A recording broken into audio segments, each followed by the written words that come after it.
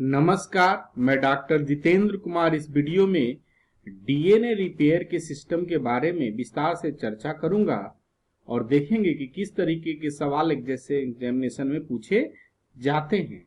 तो सबसे पहले डीएनए रिपेयर कितने तरह के होते हैं? Mismatch, base exchange repair, nucleotide exchange repair और डायरेक्ट रिपेयर सिस्टम। 4 तरह के रिपेयर सिस्टम काफी कॉमन है। हमने 2 ऑलरेडी मिसमैच रिपेयर और बेस एक्सचेंज रिपेयर के बारे में विस्तार से चर्चा किया हूं। आप उसको जेके बायोलॉजी क्लासेस के वीडियो में देख सकते हैं, यूट्यूब वीडियो में। अब हम लोग यहाँ देखते हैं न्यूक्लियोटाइड एक्सचेंज रिपेयर के बारे में कि ये रिपेयर सिस्टम कैसे काम करता है। न्यूक्लियोटाइड एक्सचेंज रिपेयर सिस्टम जो है पाथवे काफी सिमिलर है प्रोकैरियोटिक में और यूकैरियोटिक में, दोनों में ये पाया जाता है और ये पाथवे काफी कॉमन है।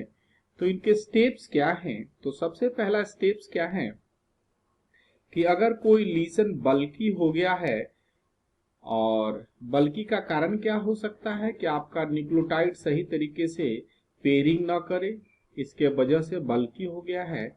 तो एक्सी न्यूक्लिएज जो एंजाइम है वो बाइंड करेगा और बाइंड करने के बाद इसको क्लीव करेगा और क्लीव करके के बाद वो आपको इस स्ट्रैंड्स को डैमेज कर देगा।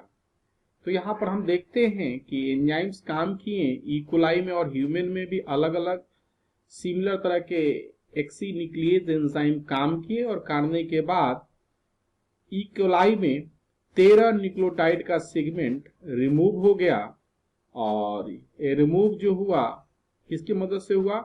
हेलिकेज के मतलब एंजाइम की मदद से। ठीक उसी तरीके से 29 न्यूक्लियोटाइड जो है ह्यूमन और यूकैरियोटिक सिस्टम में डिग्रेडेड हुआ, रिमूव हुआ with help of helicase enzyme.